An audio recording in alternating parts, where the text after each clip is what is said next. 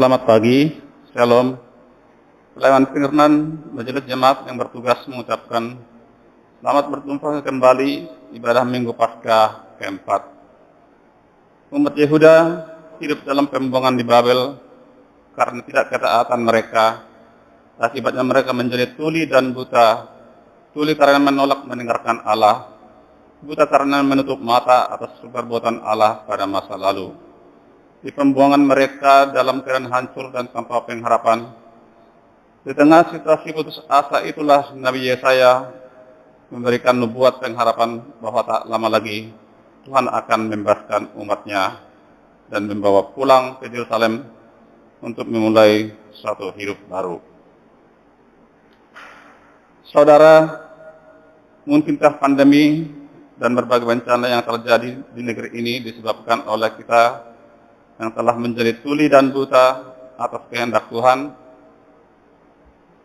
Syukur kepada Allah, Gembala Agung kita selalu hadir dalam kesesakan hidup kita dan setia menyampaikan berita pembebasan dan keselamatan bagi umatnya di sepanjang zaman.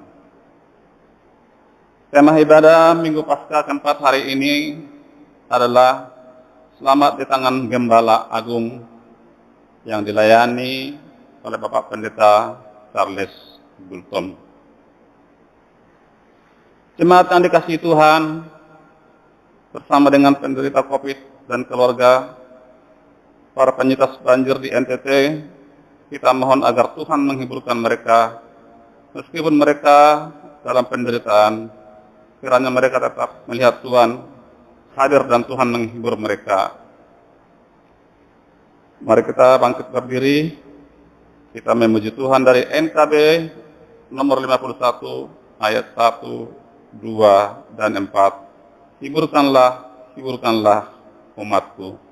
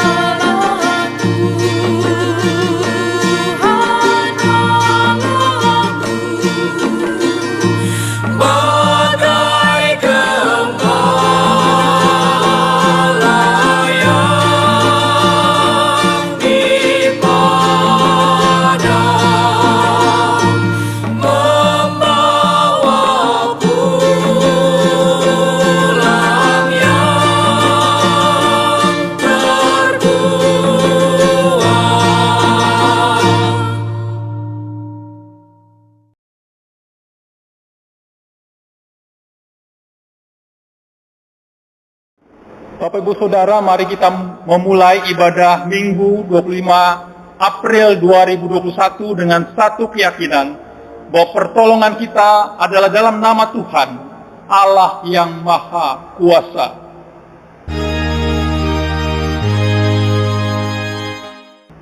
Damai sejahtera Tuhan Yesus, Mesias yang telah bangkit, menyertai kita sekalian.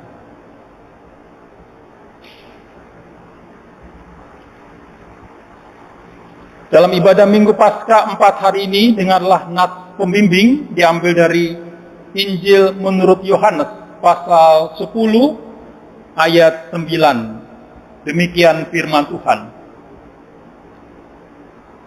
Akulah pintu, barang siapa masuk melalui aku, ia akan selamat, dan ia akan masuk dan keluar, dan menemukan padang rumput. Jemaat Tuhan, kita memuji Tuhan dari KJ nomor 419 ayat 1 dan 2, Gembala baik seruling dan merdu.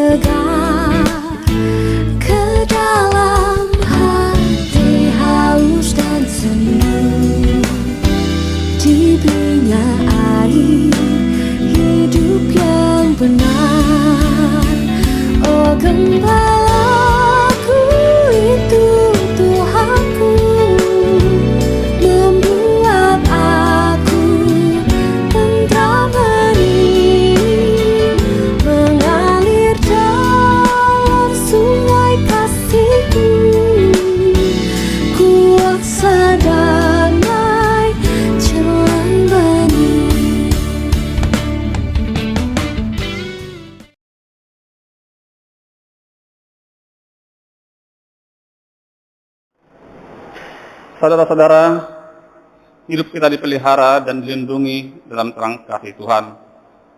Kasih itu kita dengar dalam bentuk hukum sebagai dasar hidup orang beriman. Hukum kasih. Kasihilah Tuhan Allahmu dengan segenap hatimu, dan dengan segenap jiwamu, dan dengan segenap akal budimu. Itulah hukum yang terutama dan yang pertama. Dan hukum yang kedua sama dengan itu ialah, kasihilah sesama manusia seperti dirimu sendiri. Pada kedua hukum inilah tergantung seluruh hukum Taurat dan kitab para nabi. Akan tetapi, perintah ini tidak dapat kita laksanakan dengan sepenuhnya. Kita mudah jatuh dan terjerumus ke dalam dosa, yaitu benci, dendam, iri hati, dan perpecahan dalam keluarga dan jemaat, sehingga kita kehilangan kemuliaan Allah. Pengakuan dosa. Kemuliaan Allah yang kita sembah membuat kita sadar bahwa kita hidup sesuai kemuliaannya.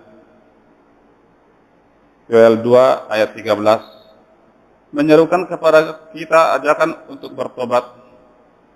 Koyakkanlah hatimu dan janganlah pakaianmu. Berbaliklah kepada Tuhan Allahmu, sebab Ia pengasih dan penyayang, panjang sabar dan berlimpah kasih setia, dan Ia menyesal karena hukumannya.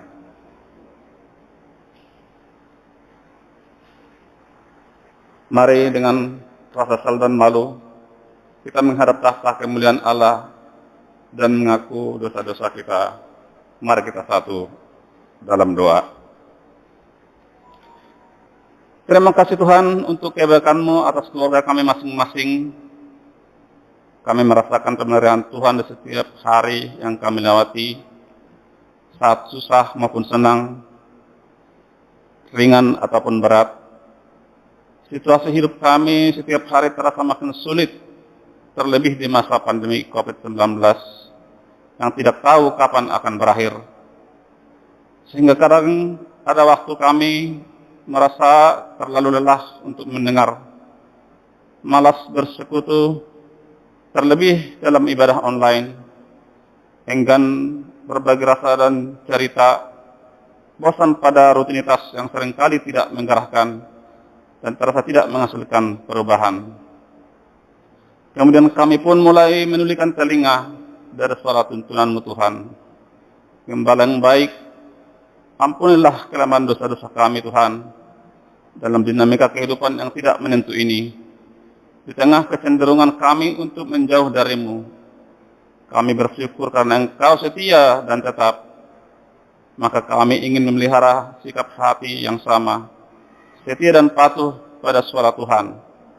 Tolongnya Tuhan gembala kami, kiranya Tuhan menguatkan dan meneguhkan kami. Dalam nama Tuhan Yesus kami berdoa dan mengucap syukur. Amin.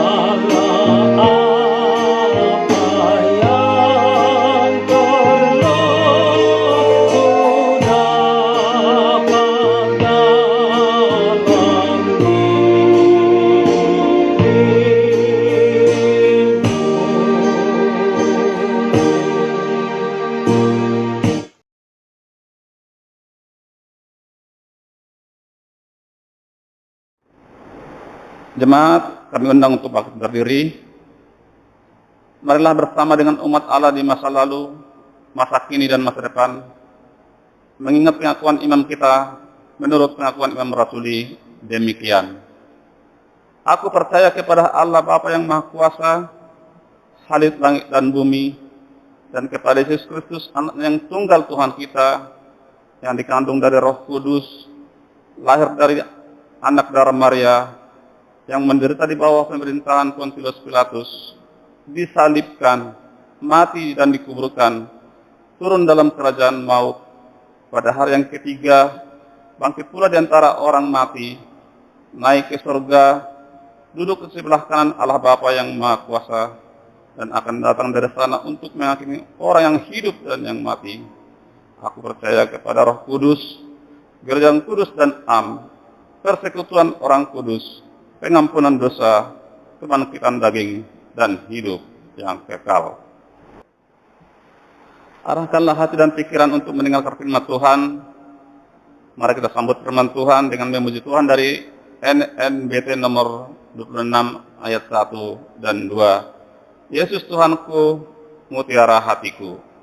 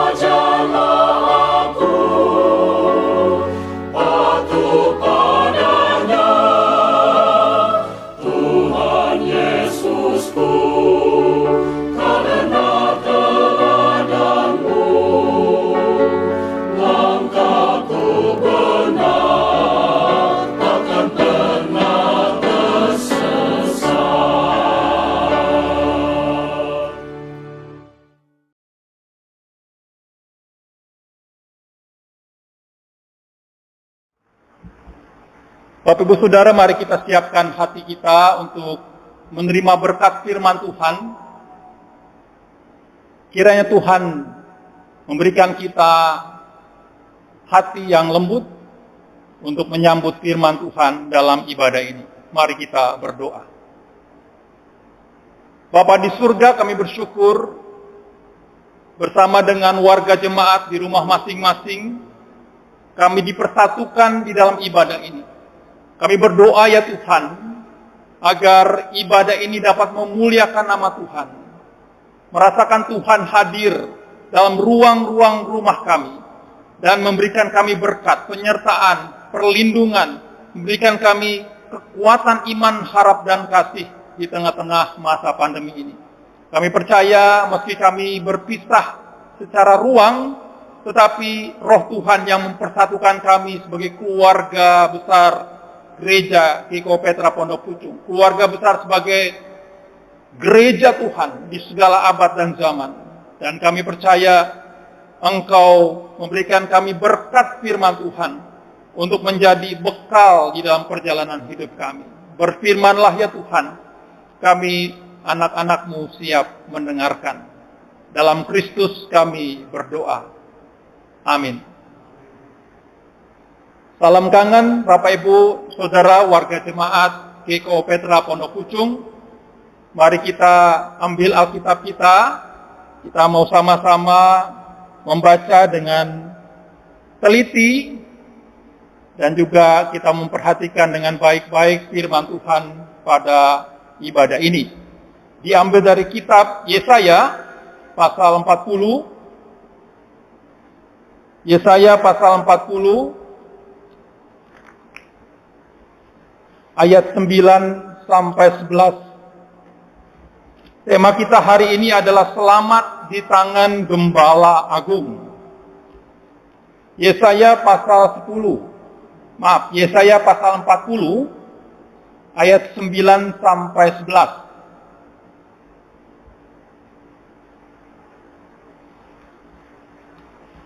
Baik, mari kita memperhatikan.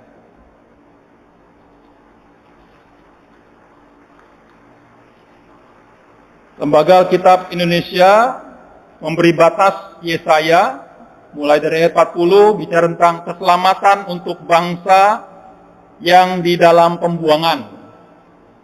Dengan nats dalam perikop ini Yesaya pasal 40 yaitu berita kelepasan. Kita membaca ayat ke-9, demikian firman Tuhan. Hai Sion, pembawa kabar baik, naiklah ke atas gunung yang tinggi. Hai Yerusalem, pembawa kabar baik, nyaringkanlah suaramu kuat-kuat. Nyaringkanlah suaramu, jangan takut. Katakanlah kepada kota-kota Yehuda, lihat, itu Allahmu. Lihat, itu Tuhan Allah. Ia datang dengan kekuatan dan dengan tangannya ia berkuasa. Lihat, mereka yang menjadi upah jeripayahnya ada bersama-sama dia, dan mereka yang diperolehnya berjalan di hadapannya. Seperti seorang gembala, ia menggembalakan kawanan ternaknya dan menghimpunkannya dengan tangannya. Anak-anak domba di pangkunya, induk-induk domba dituntunnya dengan hati-hati. Demikian jauh pembacaan firman Tuhan. Yang berbahagia adalah setiap kita membaca, mencintai dan melakukan firman dalam kehidupan kita sehari-hari. Terpujilah Kristus. Haleluya. Bapak Ibu Saudara warga jemaat GKO Petra Pondok Pucung, latar belakang kitab Yesaya pasal 40, kalau bisa kita lihat dalam pasal 38 adalah kejatuhan daripada orang-orang suku Yehuda, terutama diwakili oleh Raja Hizkia yang sombong sekali. Ketika dia menerima Merodak Baladan Raja Babel datang ke istananya, dan Raja Hizkia memperlihatkan semua kekayaan Israel kepada Raja Babel itu. Dan disitulah Nabi Yesaya menegur Raja Hizkia. Dan apa yang terjadi? Raja Hizkia bukan menerima teguran itu, dia malah menolak teguran itu. Bahkan dikatakan di ayat 8, Yesaya pasal 38, dikatakan, yang penting dalam pemerintahanku, aku mendapatkan keamanan. Bapak Ibu Saudara yang dikasihi oleh Tuhan Yesus Kristus, itu yang menyebabkan mereka masuk dalam pembuangan ke Babel, dan mereka mengalami penderitaan yang luar biasa. Nah, memang kalau kita membaca nats ini, kita tidak berada di dalam pembuangan hari-hari ini. Tapi suasana emosional yang dirasakan oleh orang-orang di pembuangan, perasaan putus asa, perasaan tidak punya semangat hidup, itu mungkin terjadi di tengah-tengah kita, di tengah-tengah masa pandemi ini. Bapak Ibu Saudara, ketika saya menggembalakan gereja ini, ada orang-orang yang datang untuk meminta didoakan oleh karena masalah yang dihadapi begitu berat. Jika tidak ada jalan lagi di tengah-tengah pernikahan dan pilihannya adalah mereka akan bercerai. Mereka mengalami keputusasaan. Mereka mengalami satu suasana yang buntu dan tidak ada jalan keluar. Jika ada keluarga yang meminta didoakan bagaimana saya berhadapan dengan anak-anak yang tidak berubah. Saya sudah berdoa, saya sudah berpuasa, tetapi suasana dan juga keadaan itu tidak berubah. Betul, kita tidak berada di pembuangan, tapi emosi, suasana batin itu mungkin memiliki benang merah dengan keadaan kita hari-hari ini. Nah, Bapak Ibu Saudara yang dikasihi oleh Tuhan Yesus Kristus, ketika Nabi Yesaya yang mewakili Tuhan berhadapan dengan jemaat atau umat Yehuda pada saat itu, Tuhan melakukan 3 hal yang penting untuk memulihkan suku Yehuda di pembuangan. Saudara, yang pertama adalah Tuhan berkata kepada umat Yehuda. Dia berkata, "Hai Sion, pembawa kabar baik. Hai Yerusalem, pembawa kabar baik." Bapak Ibu Saudara yang dikasihi oleh Tuhan, ketika orang mengalami keputusasaan, ketika seseorang mengalami satu keadaan yang tidak ada pintu yang terbuka, hal yang pertama adalah Tuhan memberikan kata pujian, kata penghiburan, kata pembebasan kepada umat Tuhan yang berada di dalam pembuangan. Bapak Ibu, ini penting ya. Jadi kalau orang berada di dalam masalah, jangan kita korek-korek lagi dia punya masalah apa. Yang lebih penting adalah berikan mereka kata penghiburan, kata pembebasan, kata-kata penguatan untuk mereka bangkit daripada keterpurukan itu. Saudara yang dikasihi oleh Tuhan, Sion pada masa lalu adalah pusat kerajaan damai. Sion adalah satu tempat di mana mereka beribadah kepada Tuhan. Ya. Di ayat 3 dikatakan, Yesaya pasal 2 ayat 3 dikatakan, suku-suku bangsa akan menerima pengajaran tentang jalan-jalan Allah dari Sion. Ya. Raja-raja akan datang untuk menyembah Allah Israel. Tetapi keadaan Sion bertolak belakang dengan apa yang terjadi hari-hari ini. Bapak Ibu Saudara, dari mulut orang Israel keluar bukan perkataan yang baik, kabar yang baik, tetapi kabar yang buruk. Mereka bersungut-sungut di pembuangan dan mereka merasakan Tuhan meninggalkan mereka. Itu sebabnya perkataan yang baik ketika seorang berada di dalam keterpurukan sesuatu yang sangat penting. Saya mengingat bagaimana kitab Amsal pasal 25 ayat 11 dikatakan, perkataan yang diucapkan tepat pada waktunya adalah seperti buah apel emas di pinggan perak.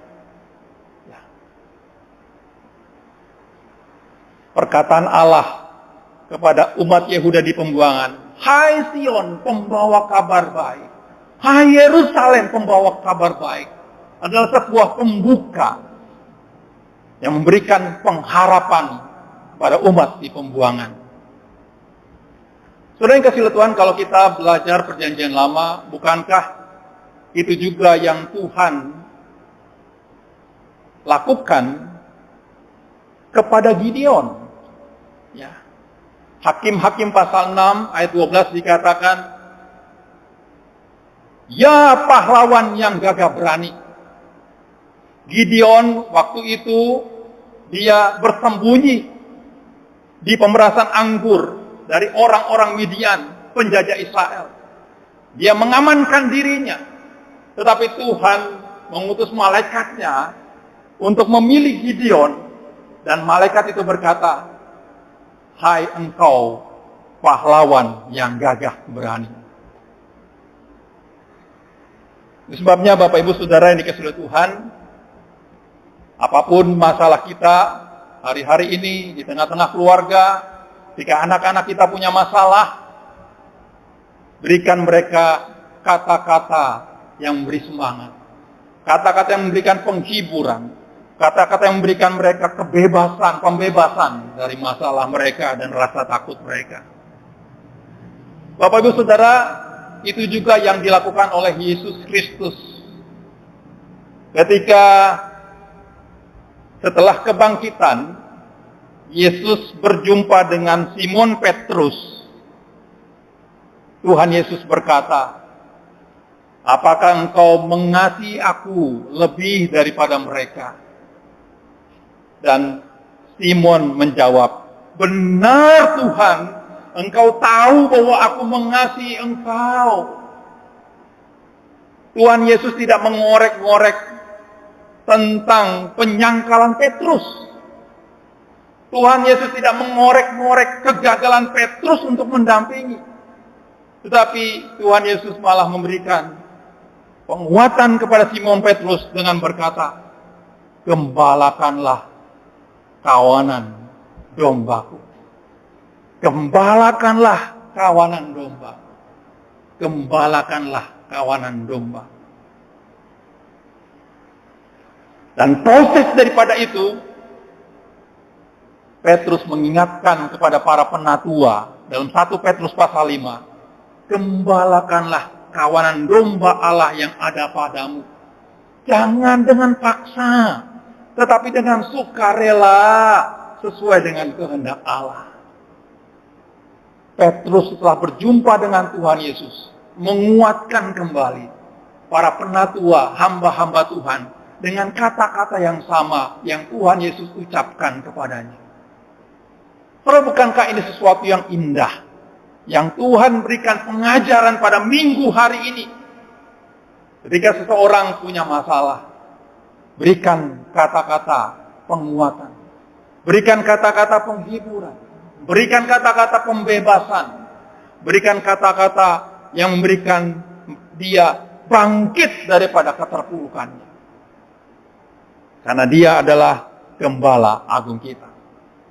Sering dikasih oleh Tuhan, Yesaya pasal 40 ayat 10 dikatakan, yang pertama adalah berilah kata-kata penghiburan, penguatan, pembebasan. Yang kedua, Tuhan berkata apa? Lihat, itu Allahmu. Lihat, itu Tuhan Allah. Dan di ayat 10 dikatakan, lihat, mereka yang menjadi upah jerih payahnya ada bersama-sama dengan dia. Bapak Ibu Saudara yang dikasihi oleh Tuhan, dampak kejatuhan dosa adalah manusia menjadi buta. Mereka menganggap Tuhan hendak membinasakan mereka di pembuangan. Betul, kalau kita membaca secara utuh kitab Yesaya, dosa Yehuda begitu kompleks. Yesaya pasal 1 dikatakan, orang Yehuda seumpama Sodom dan Gomora. Allah jemu dengan korban bakaran mereka, ayat 11. Persembahan seumpama bau yang menjijikan, ayat 13. Dan sampai Tuhan berkata, mau diapakan lagi bangsa ini? Ya, sebuah perkataan yang hopeless yang dicatat dalam kitab Yesaya. Bahkan dikatakan mereka punya tempat penyembahan, praktik kafir seperti sihir, pertenungan, bertanya kepada roh, arwah, bukan kepada Tuhan. Sebuah dosa yang kompleks. Inilah yang membutakan mereka, tidak melihat bahwa pembuangan adalah proses yang Tuhan izinkan, memurnikan mereka untuk mereka kembali menyembah Tuhan. Berdamai dengan Tuhan, kembali kepada Tuhan, bukan mengandalkan Mesir atau mengandalkan dirinya sendiri. Nah, Bapak Ibu Saudara yang kasih Tuhan, ketika umat berada di dalam pembuangan, Tuhan telah mengampuni kesalahan umat Yehuda. Mereka telah menerima hukuman 2 kali lipat. Yesaya pasal 40 ayat 2. Itu sebabnya Yesaya pasal 40 dimulai dengan perkataan, hiburkanlah Yerusalem, hiburkanlah Yerusalem. Tuhan yang datang kepada suku Yehuda di pembuangan langsung untuk menghibur mereka, untuk mencelikkan mata mereka yang kabur itu, yang tertutup dari dosa itu. Dan Tuhan memberikan satu nubuat kebangkitan daripada Yerusalem. Bapak Ibu Saudara, ini bukan nubuatan PHP. Ya, kalau orang anak muda zaman sekarang, ini bukan PHP. Ya, pemberi harapan palsu, bukan. Kalau Tuhan berjanji, Tuhan akan menggenapinya. Dan di pasal-pasal berikutnya dikatakan bagaimana Tuhan memulihkan Sion, Tuhan memulihkan Yerusalem. Ya, bangunan-bangunan yang hancur oleh Babel kembali dibangunkan dari raja-raja berikutnya. Saudara, mengapa Tuhan berkata, lihat sebanyak 3 kali? Karena dosa membuat umat Tuhan menjadi buta. Buta melihat hal-hal rohani. Karena ada yang menutupi, menghalangi mata orang itu melihat Tuhan. Bapak Ibu Saudara yang kasih oleh Tuhan, kalau kita bayangkan, ya, manusia yang memiliki penglihatan yang rabun itu seumpama ciri-ciri domba, ya. Kalau kita ibaratkan orang percaya itu dengan domba, ya. Memang ciri-ciri domba itu dia hanya melihat penglihatan dari jarak dekat saja, ya. Berbeda dengan hewan pemburu yang lain yang memiliki mata tajam menembus kegelapan, ya. Domba memiliki mata yang melihat sangat terbatas, apalagi kalau melewati daerah yang gelap, ya. Itulah kira-kira bayangan bagaimana umat Tuhan itu seperti domba yang hanya melihat bahwa kalau dihukum itu pasti Tuhan marah. Padahal itu bukan maksud Tuhan, ya. Nah, Bapak Ibu Saudara yang dikasihi Tuhan, berbicara tentang buta, ya, secara rohani, ada satu peristiwa di mana ketika Yesus bangkit, ya, murid-murid mendatangi kubur yang kosong itu. Ya, salah satunya adalah Maria Magdalena. Mari kita membaca bagian ini, ya, dari Injil Yohanes. Yohanes pasal 20. Ini berbicara tentang bagaimana murid-muridnya dan juga Maria Magdalena dan juga perempuan-perempuan yang lain begitu merasakan kesedihan yang luar biasa karena dia ingin melihat jasad tubuh Tuhan Yesus, tetapi jasad itu rupanya tidak ada. Yohanes pasal 20 ayat 11 sampai 15. Demikian firman Tuhan. Yesus menampakkan diri kepada Maria Magdalena. Tetapi Maria berdiri dekat kubur itu dan menangis. Sambil menangis ia menjenguk ke dalam kubur itu. Dan tampaklah olehnya 2 orang malaikat berpakaian putih. Yang seorang duduk di sebelah kepala dan yang lain di sebelah kaki di tempat mayat Yesus terbaring. Kata malaikat itu kepadanya, "Ibu, mengapa engkau menangis?" Jawab Maria kepada mereka, "Tuhanku telah diambil orang dan aku tidak tahu di mana ia diletakkan." Saudara yang dikasihi oleh Tuhan, kalau kita menyelami peristiwa ini sesuatu yang menyedihkan. Maria Magdalena datang ke kubur itu mau melabur daripada jenazah Tuhan Yesus. Tapi apa yang terjadi? Tubuh itu tidak ada di tempatnya.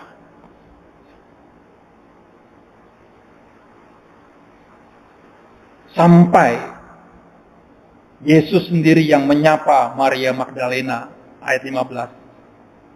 Kata Yesus kepadanya, "Ibu, mengapa engkau menangis? Siapa yang engkau cari?" Yohanes 20 ayat 15. Maria menyangka orang itu adalah penunggu taman, lalu berkata kepadanya, "Tuan, jikalau Tuan yang mengambil dia, katakanlah kepadaku di mana Tuan meletakkan dia, supaya aku dapat mengambilnya." Maria mengalami kebutaan. Meski Tuhan Yesus di depan wajahnya, dia tidak lagi melihat tubuh kebangkitan. Dia tidak bisa melihat kehadiran Tuhan, meskipun dia bertatap muka dengan Tuhan Yesus. Sampai Maria akhirnya sadar dan berkata, "Jangan engkau memegang aku, sebab aku belum pergi kepada Bapa, tapi pergilah kepada saudara-saudaraku dan katakanlah kepada mereka bahwa sekarang aku akan pergi kepada Bapakku dan Bapamu, kepada Allahku dan Allahmu." Dan ayat 18 dikatakan, Maria Magdalena pergi dan berkata kepada murid-murid yang lain, "Aku telah melihat Tuhan." Sebuah eureka, sebuah pengalaman yang indah yang dialami oleh Maria Magdalena. Aku telah melihat Tuhan. Mataku yang beberapa menit lalu buta, tetapi oleh penghiburan Tuhan, aku melihat Tuhan. Dan Maria Magdalena bersaksi kepada murid-murid yang mengalami ketakutan, yang mengalami keputusasaan oleh karena guru mereka telah meninggalkan mereka. Dan dengan perkataan Maria Magdalena, murid-murid lain dibangkitkan semangatnya dan berkata, "Lihat, seperti yang ditulis oleh Yesaya pasal 40. Lihat, aku ini Tuhan. Lihat, aku Tuhan yang telah memimpin engkau sampai hari ini." Bapak Ibu Saudara,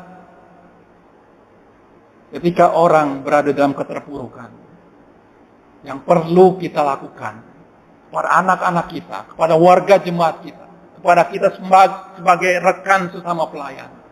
Yang pertama, ucapkan kata-kata pujian, kata-kata penyemangat, kata-kata yang memberikan pembebasan, kata yang memberikan penghiburan dan penguatan supaya dia bangkit. Dan yang kedua adalah, mari katakan, "Lihat, itu Tuhan." Nyatakan dengan jelas, arahkan orang-orang yang berada keterpurukan, Tuhan bersama-sama dengan engkau. Dan itulah yang menguatkan orang-orang yang berada dalam keputusasaan, keterpurukan. Pintu yang tidak terbuka, akhirnya dapat kita bongkar, kita buka oleh karena dua hal itu. Bapak Ibu Saudara yang dikasihi oleh Tuhan, sebabnya pujian, kata-kata pujian, dan arahkan supaya orang yang buta menjadi melihat adalah syarat untuk Tuhan menggembalakan. Ya. Yesaya pasal 40 ya, dikatakan Yesus ya akan menggembalakan. Ya. Di ayat 40 ayat 10 dikatakan mereka yang diperolehnya berjalan di hadapannya. Ya. Tuhan berjalan bersama-sama dengan kita seperti seorang gembala. Ia akan menggembalakan kawanan ternaknya, menghimpun, dipangku, dan induk-induknya dituntun dengan hati-hati. Bapak Ibu Saudara yang dikasihi oleh Tuhan, bukankah ini seharmoni dengan apa yang kita baca dalam nats introitus? Dia adalah gembala agung kita. Dia yang akan menuntun kita dari tempat yang tidak aman, tempat yang mungkin penuh dengan bahaya. Dia akan menuntun kita dalam setiap bahaya untuk lepas daripada kondisi yang terjadi hari-hari ini. Sebabnya Bapak Ibu Saudara yang kasih Tuhan, Dia adalah Gembala Agung kita. Hanya di dalam tangan Dia kita mendapatkan penghiburan, penguatan, dan juga kita akan membuka mata kita yang buta itu, yang penuh dengan rabun-rabun itu, untuk melihat dengan terang menderang akan penyertaan Tuhan bagi hidup kita. Bapak Ibu Saudara, bukan hanya gembala. Yohanes pasal 10 dikatakan, Dia adalah pintu. Atau lebih tepat dikatakan penjaga pintu. Dia bukan gembala yang berleha-leha, yang ketika semua domba-domba masuk dalam kandang, dia akhirnya mengambil waktu untuk tidur. Bukan. Dia akan menjaga pintu itu supaya pencuri tidak masuk.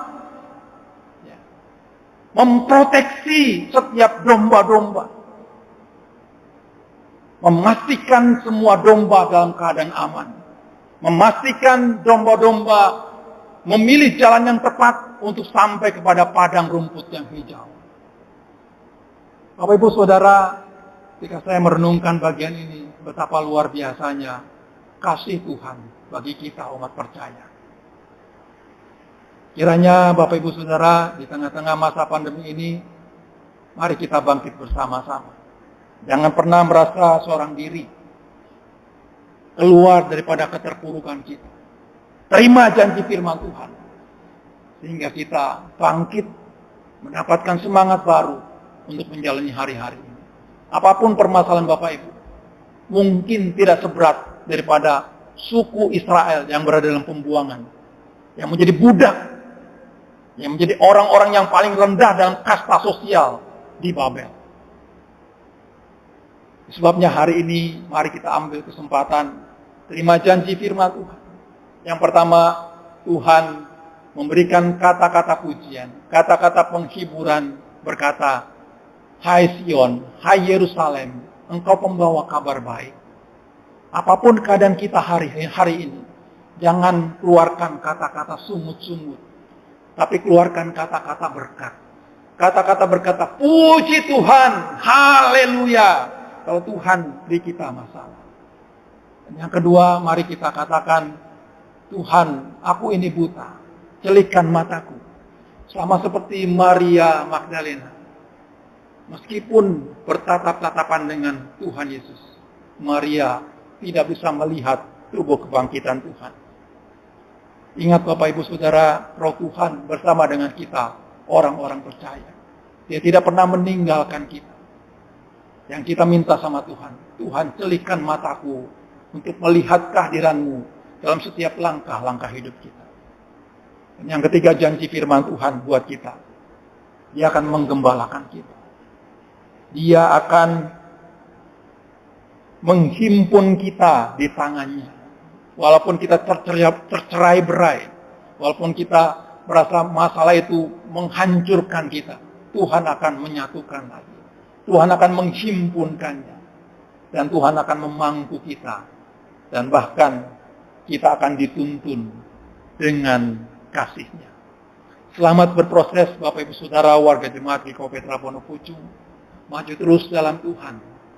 Dan mari kita terus bertumbuh bersama-sama dalam ibadah dan dalam persekutuan keluarga dan persekutuan pribadi kita. Tuhan Yesus memberkati. Amin. Mari kita berdoa. Bapa di surga, kami bersyukur, berterima kasih. Bersama dengan warga jemaat GKI Petra Pondok Pucung, kami bersama-sama mau berbela rasa. Benar ya Tuhan, ada warga jemaat yang mendapatkan berkat. Mereka hidup dengan biasa-biasa tanpa berdampak dengan pandemi ini. Tapi kami juga mau berbela rasa buat warga jemaat yang mungkin punya masalah begitu berat. Mereka merasakan tidak ada lagi jalan keluar. Semua pintu tertutup. Mereka mengalami putus asa dan keterpurukan sama seperti suasana batin daripada umat Allah di tengah-tengah pembuangan Babel. Tapi kami bersyukur pagi hari ini berita penghiburan yang Tuhan nyatakan. Kiranya memberikan kekuatan iman dan pengharapan untuk kami berjuang, mengambil peran kami, bagian kami. Dan Tuhan yang menyempurnakan peran dan bagian kami. Ini doa dan seru kami ya Tuhan. Biar kami sebagai warga jemaat saling memperhatikan, saling menolong satu dengan yang lain. Gerakkan hati kami, jangan biarkan hati kami dingin. Tapi panaskan hati kami, berikan kami semangat. Untuk kami dapat menjadi berkat buat sesama kami. Terlebih di tengah-tengah gereja ini. Dalam Kristus kami memohon. Haleluya. Amin.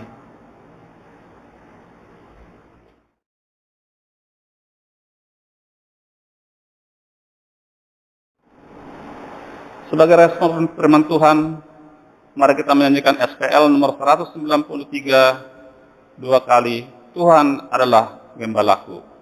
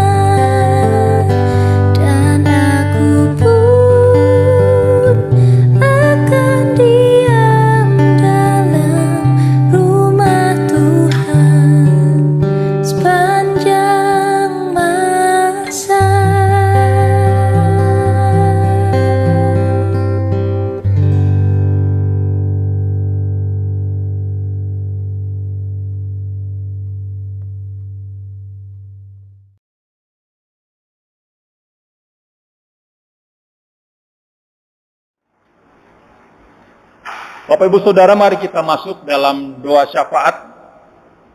Kita mau berdoa buat keluarga, gereja, dan juga bangsa kita, terutama daerah-daerah yang terkena bencana. Mari kita satu dalam doa. Tuhan Yesus Kristus, kami bersyukur, berterima kasih karena kami dapat beribadah bersama-sama di rumah kami masing-masing. Kami percaya ibadah adalah pusat hidup manusia. Ibadah adalah satu media wadah yang Tuhan izinkan untuk kami bercakap-cakap, berbicara kepada Tuhan, duduk diam untuk menerima berkat Tuhan. Kami percaya apapun masalah dalam keluarga kami, kalau kami dekat kepada Tuhan, beribadah dengan sungguh-sungguh, maka disitulah Tuhan akan memberkati keluarga kami. Mencurahkan tingkat sorga untuk keluarga kami masing-masing di tengah-tengah warga jemaat GKK Petra Pondok Pucung. Tuhan, kami berdoa secara khusus berkati buat beberapa pemuda-pemudi kami yang masih terpapar dengan COVID.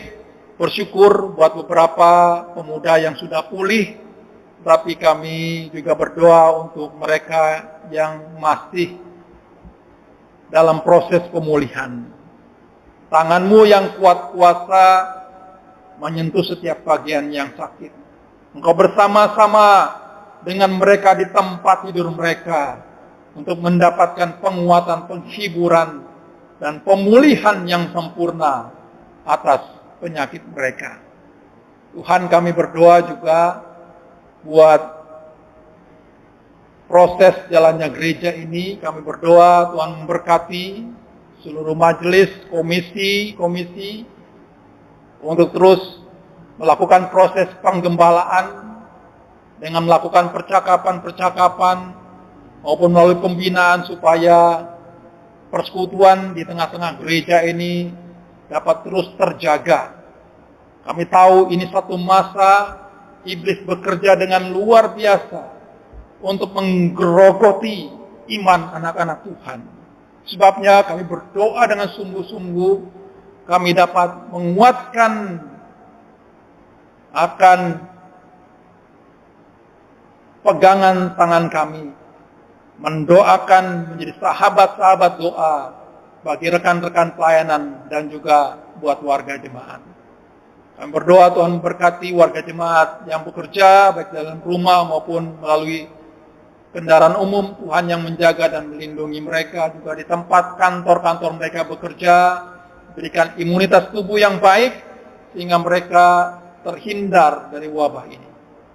Tuhan, kami berdoa juga secara khusus berkati juga buat bangsa kami ya Tuhan. Kami berdoa secara khusus buat beberapa daerah yang terkena bencana, secara khusus buat NTT dan Sumba. Kami melihat di media betapa alam memporak-porandakan semua bangunan. Alam telah memporak-porandakan semua sistem kehidupan. Dan kami bersyukur pemerintah melakukan tanggap darurat. Semua jajaran pemerintah hadir di tengah-tengah para penyintas dan memberikan dukungan bantuan. Tuhan, tolonglah bagi para penyintas agar mereka juga tetap merasakan Tuhan hadir. Tuhan menemani mereka. Tuhan bersama-sama dengan mereka di waktu-waktu mereka menderita. Dan ini waktunya juga untuk anak-anak Tuhan, gereja-gereja Tuhan di Sumba dan juga NTT bersaksi Tuhan itu baik. Bersaksi bahwa Tuhan tidak pernah meninggalkan mereka. Bersaksi bahwa bencana bukanlah hukuman dari Tuhan, tapi bagian dari ujian untuk bersaksi tentang kekuatan Tuhan melewati penderitaan. Kami berdoa ya Tuhan berkati gereja-gereja secara khusus buat Sinode Gemit, juga GKS Sumba, berkati PGI juga seluruh aras gereja untuk bekerja sama mendistribusikan seluruh orang-orang yang terbeban sampai ke tempat-tempat terpencil. Ada distribusi yang disampaikan buat orang-orang yang terdampak oleh bencana ini. Terima kasih Tuhan. Berkati juga gerejamu GKOI, juga GKK Petra Pondok Pucung, untuk kami juga digerakkan Tuhan untuk mendukung, membantu dengan cara kami masing-masing. Terima kasih ya Tuhan, Inilah doa kami dan kami naikkan melalui putramu Tuhan Yesus Kristus, seperti doa yang diajarkan Tuhan Yesus kepada murid-murid dan kepada orang percaya demikian. Bapa kami yang di surga, dikuduskanlah namamu, datanglah kerajaanmu, jadilah kehendak-Mu di bumi seperti di surga. Berikanlah kami pada hari ini makanan kami yang secukupnya. Dan ampunilah kami akan kesalahan kami, seperti kami juga mengampuni orang yang bersalah kepada kami. Dan janganlah membawa kami ke dalam pencobaan, tetapi lepaskanlah kami daripada yang jahat. Karena Engkaulah yang mempunyai kerajaan dan kuasa dan kemuliaan sampai selama-lamanya. Amin.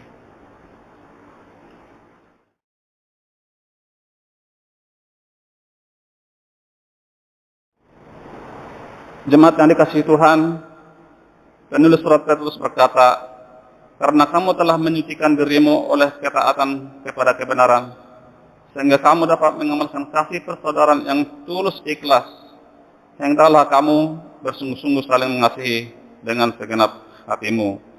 Terambil dari 1 Petrus ayat 1:22.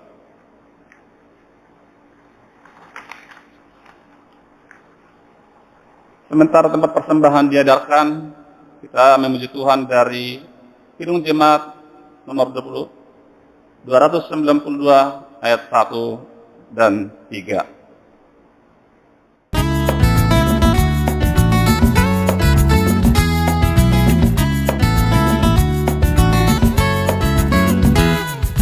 Tabu gendang sambil menari, nyanyikan lagu yang baru, bunyikanlah gambus kecapi, mari memuji Allahmu. Karya besar yang agung benar telah dilakukannya terhadap umatnya. Dulu telah dari himpitan Dia bebaskan umatnya, habis mendung Dia berikan sinar mentari yang cerah. Puji terus yang Maha Kudus, beban-Mu yang berat digantinya berkat.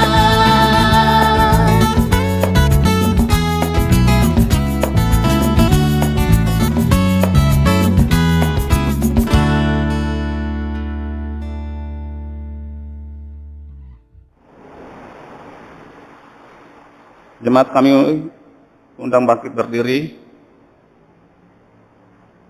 Mari kita serahkan persembahan kita. Mari kita bersatu dalam doa. Ya Allah Maha Kuasa, Engkau telah melupakan kegagalan-kegagalan kami di masa lampau. Engkau mengasihi kami dan kembali melengkapi kami dengan kekuatan firman-Mu. Biarlah kami memuji dengan segala kebaikan dan jaminan hidup kekal dalam dimensi yang abadi itu, dan mempercayakan hidup kami sepenuhnya dalam pemeliharaan-Mu semata. Atas semuanya itu, kami bersyukur melalui persembahan ini. Terimalah dan kuduskanlah ucapan sukacita ini yang diberikan oleh segenap umat-Mu dengan sukarela. Karuniakanlah hikmat bagi majelis jemaat agar mampu mengelola persembahan ini untuk memberitakan dan menunjukkan kasih-Mu kepada lebih banyak orang. Di dalam Kristus penebus kami, umat-Mu kami berdoa. Amin.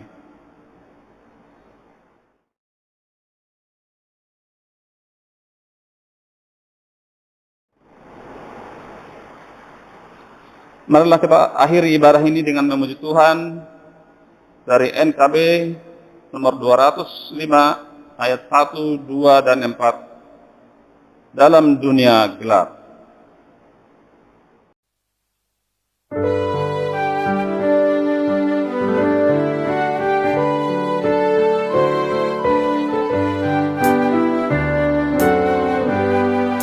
Dalam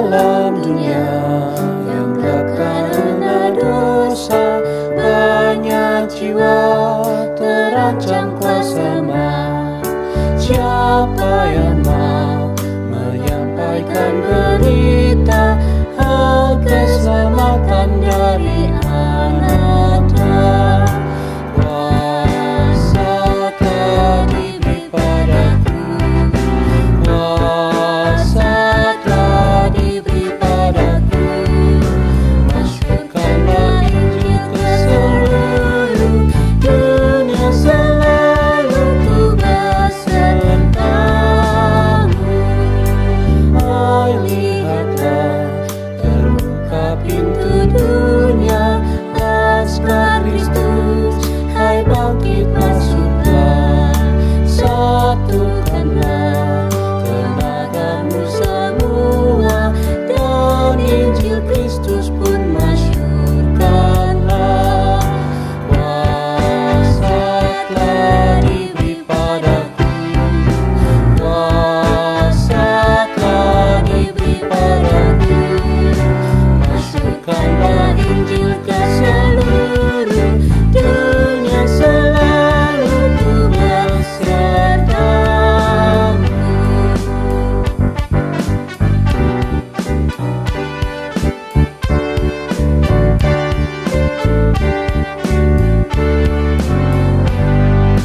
Kau tak perlu binasa karena dosa, Allah telah memberikan anaknya. Orang benar tiada akan binasa, maka masyurkanlah terus Injilnya. Kuasa telah diberi padaku, kuasa telah diberi padaku.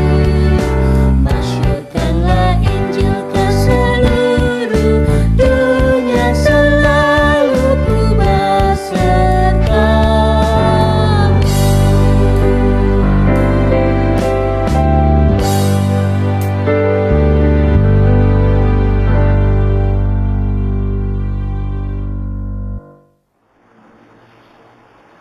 Bapak Ibu Saudara, pada Minggu Paskah 4 ini, saudara telah mendengar firman Tuhan untuk kita menjadi pemberita kabar baik. Kita mau mencelikkan mata rohani kita untuk kita dapat melihat penyertaan Tuhan. Dan kita yakin dalam pergumulan kita, Tuhan menjadi Gembala Agung yang memberikan keselamatan buat kita. Mari kita laksanakan firman Tuhan itu dengan segenap hati dalam kehidupan kita hari lepas hari. Kiranya Roh Kudus akan menuntun, memberikan kita kekuatan dan keberanian untuk bersaksi di tengah-tengah zaman ini. Pulanglah dengan damai dan sejahtera, dan terimalah berkat Tuhan.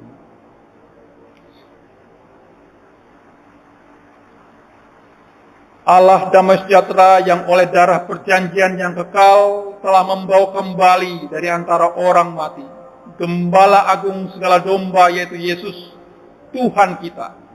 Kiranya memperlengkapi kamu dengan segala yang baik untuk melakukan kehendak-Nya dan mengerjakan di dalam kita apa yang berkenan kepadanya oleh Yesus Kristus. Bagi Dialah kemuliaan sampai selama-lamanya. Amin.